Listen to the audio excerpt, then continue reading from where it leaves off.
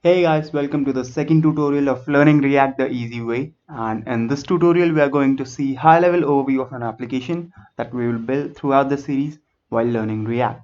So without further ado, let's start.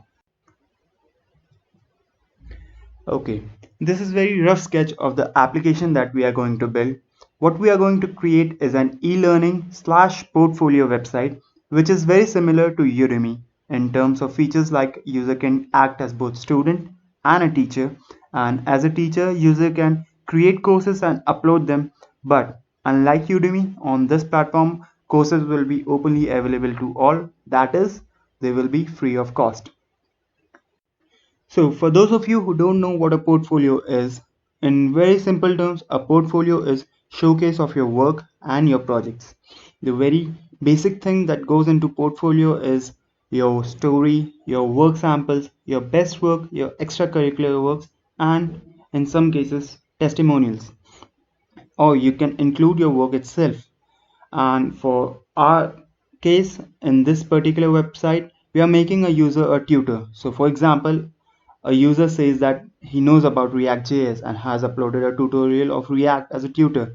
That is a very solid proof of his knowledge in that domain. So what are benefits of having a portfolio? Rather than telling your prospective employees about your skills, you can create a portfolio to show them you actually know the stuff you talk about in your resume.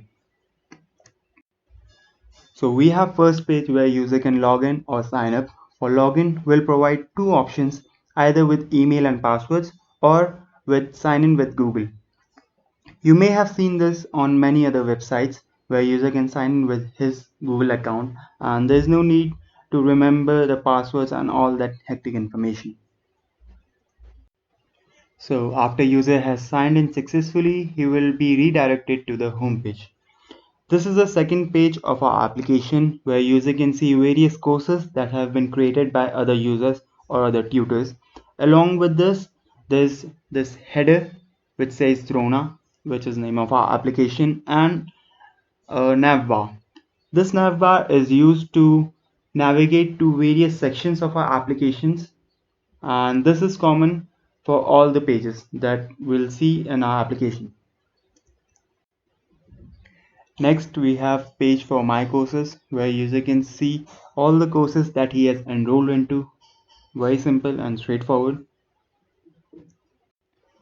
After this, we have section for creating courses where user can create courses, and this is very simple form for uploading a video for a specific course on a specific topic. We'll get into more details about what these topics and domains and all this stuff are as we go through the application. And finally, we have page for portfolio. And I know this is very abstract, but we'll get into more specifics as we go through the application. What I want to tell you here is this is the user's page where all his portfolio details will be shown.